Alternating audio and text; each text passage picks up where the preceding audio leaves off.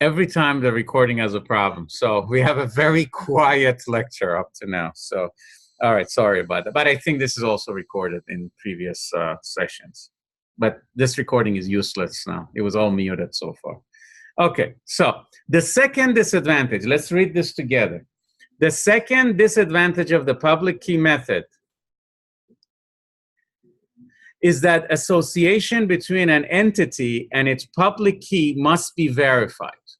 Okay, so let me actually take a minute and talk about something else, then we'll go on break.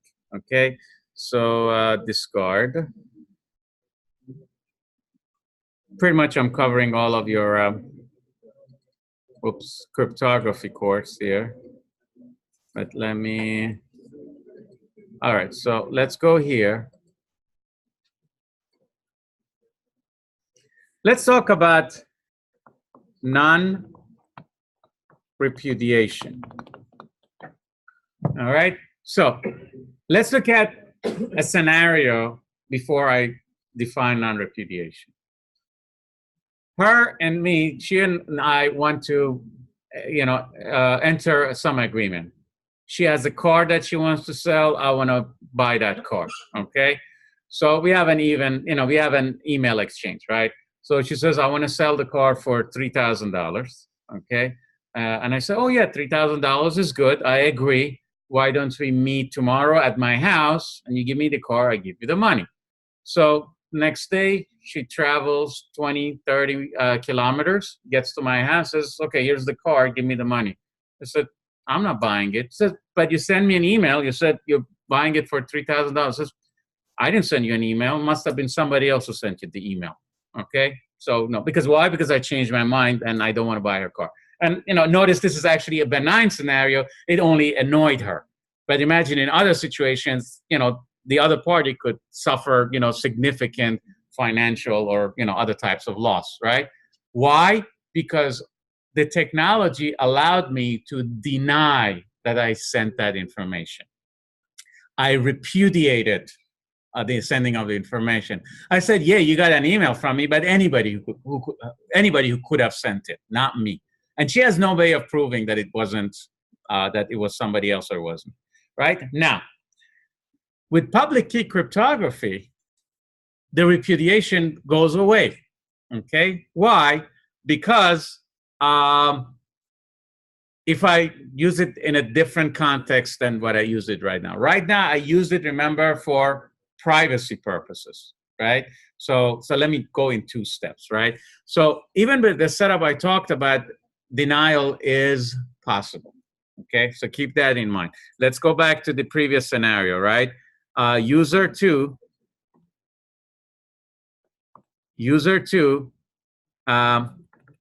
encrypts some information with the key public of user 1 and sends it to user 1, okay?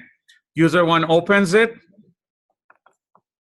decrypts Y, and he's happy. Notice the problem I just mentioned to you is still there, right?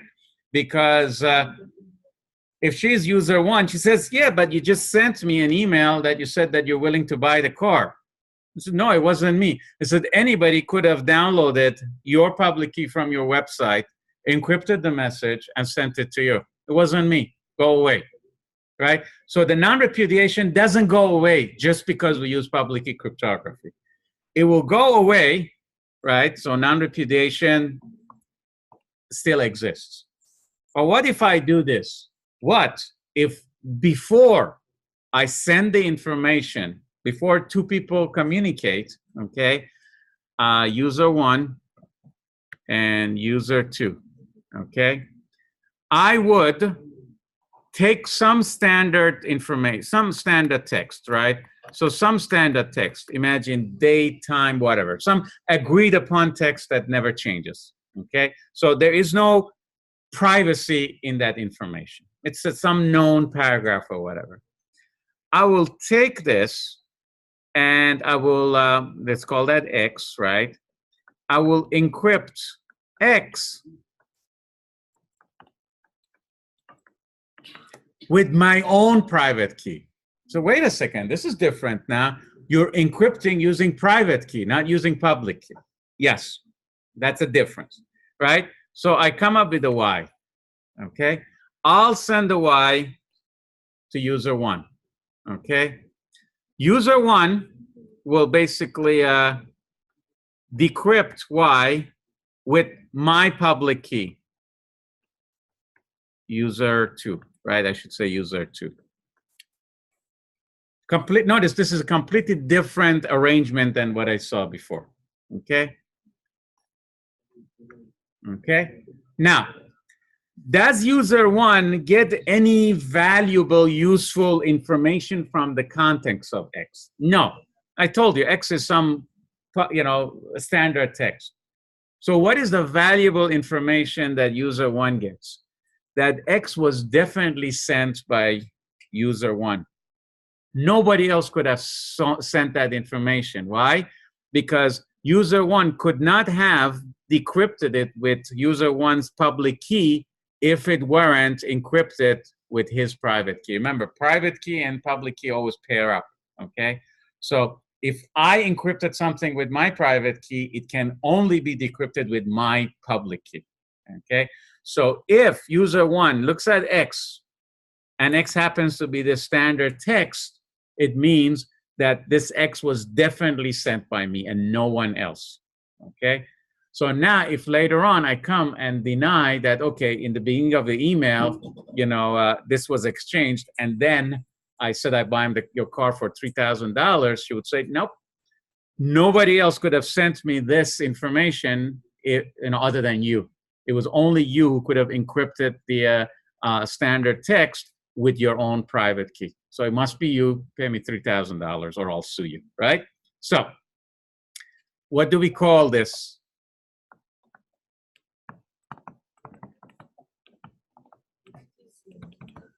That's digital signature, right?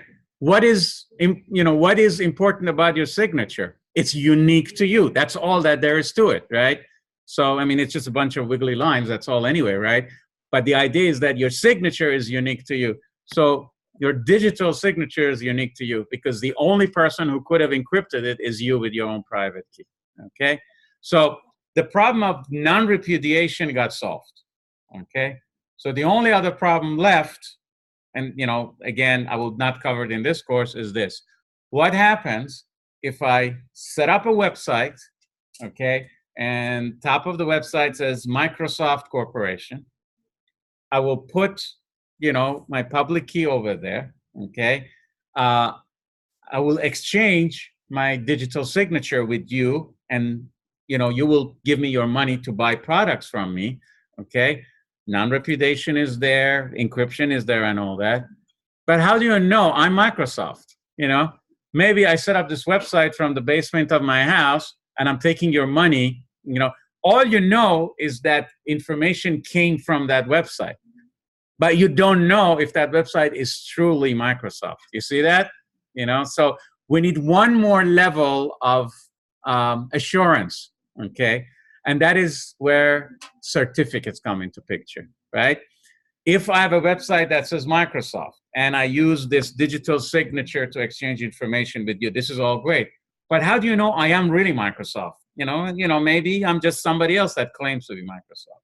So every commercial or even individual entity can, and they should, if they do transactions online, they register their digital signature with a certification authority. And it has to be renewed every year, okay? So that means that, what do? They actually verify your identity. They say, okay, this digital signature is supposed to belong to Microsoft. Are you really Microsoft, right? And if they certify that, that means, yeah, you're identified as being Microsoft, okay? So what happens if you go on a website and your browser comes up with some warning that says the certificate for this site is not valid or not recognized or has expired, are you sure you want to continue? You should say, no, I don't want to continue because I don't know, who's in there. Sadly, the NYIT certificate has expired. So a lot of times when I actually try to connect to our secure servers, my browser pops up. It says this certificate has expired, right? But so now you understand concept of digital signature, certificate, which says that yes, you are indeed who you claim to be, and then a third party could comfortably communicate and exchange information. Okay, so now that you know all of this big picture stuff, let's take a look at a few historical things, and I look at the details after the break. Okay, so the most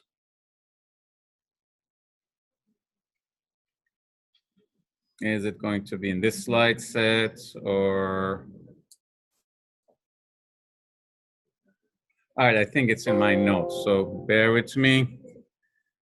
And there's another set of notes that I've put on Blackboard, so let's just take a quick look at it.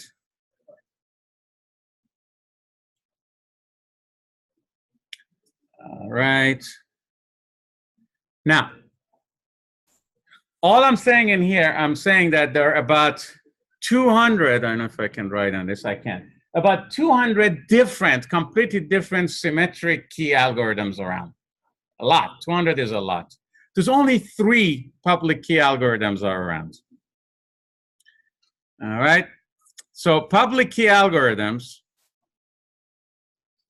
are basically based on one-way mathematical functions, okay? So I'll make it very simple example, everybody would relate to that. A very simple example of one-way mathematical functions is raising to a power, okay? So if I gave you a number, 5,000, and I said raise it to the power of 9, okay? Would you basically panic and run away from the building? No, right? You say, okay, it may take me some time, even if I didn't have a calculator and all that. What do? You multiply 5,000 by itself 9 times, right? It's not a trivial operation, but it's not terribly difficult. It's doable, right? So this way was easy. Now let's look at the reverse way. Imagine if I gave you a number, I said take the 9th root of it, right? Then you have every right to run away from this building, right? It's not an easy thing to do. So this is a good example of a one-way mathematical function. One way of it is easy, the reverse way is not that easy, okay? This is the principle of all of these 3 public key cryptography algorithms, right? Doing the mathematical operation one way is easy, but the reverse is not. And the reverse is required for a hacker, right? So for breaking the cipher, if you don't have the key. So if you don't have the key, so imagine if you had to take the 9th root of something and you didn't have some critical information, it will be very, very, very difficult for you to find the 9th root of it. That's the whole idea behind public key cryptography. It's nothing to do with permutation, has nothing to do with substitution, none of that stuff. All it is just one single one-way mathematical operation, okay? This is all easy because you know this, okay? I worked it on the slides, right? So the only thing I want to very quickly cover in here is the history of it, which is easy for everybody to look at, right? So the first known public key algorithm was invented by 3 Israeli scientists, Reversed, Shami, and Edelman in 1977. And they called it RSA algorithm. Notice the first letter of their names, R, S, and A, right? Now, if you're not familiar with it, the patent system, the US patent system, and with some modifications in the rest of the world, the patent system is supposed to protect an inventor for a period of time to make money out of the invention that they've made without somebody copying their invention, right? In the US law, now I don't know why it is more, somehow it got extended. In the US law, the patent protection is for 15 years. So if I invented a fantastic bottle opener that wasn't invented before, and the patent gets approved by the US Patent Office, I have legal protection for 15 years that nobody can copy my design of the can opener, the bottle opener. The idea being that, you know, I must have spent some money developing this technology or this invention. I have 15 years to get benefits from my invention investment. The idea behind 15 years is that 15 years is long enough that you've made your money and you're recouped your investment, now this should become really public property, right? So after 15 years, the patent protection goes away, which means that everybody now can copy and reproduce my design with no infringement or anything, right? So non-US, the duration and all that has some variations. Some countries it's in force, some countries it's not. But I just mentioned it so that you know that the last bullet, the RSA patent was protected until year 2000. So up to the year 2000, this RSA algorithm was licensed and sold by these three individuals.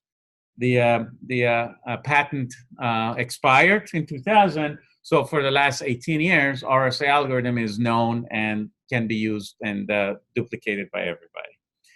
It's not the only, but it's the most popular public key crypto system. Okay, so they either are based on the exponentiation that is in here, or they use their elliptic function public key cryptography, and there's another one, extended, I think, elliptic key. I don't remember, but there's really 3 one-way mathematical functions that are used, right? So just be aware that most likely we're using an RSA or an extension of RSA a lot of times when we do the public key cryptography. Okay. Unlike symmetric key, okay, you use the pair that we're aware of it. And now how it is done, which is actually very straightforward, but we need to go through a menu. We could do that after the break. So it's almost 10:15, so let's have a break and come back at 10:30. Okay, so break for 15 minutes.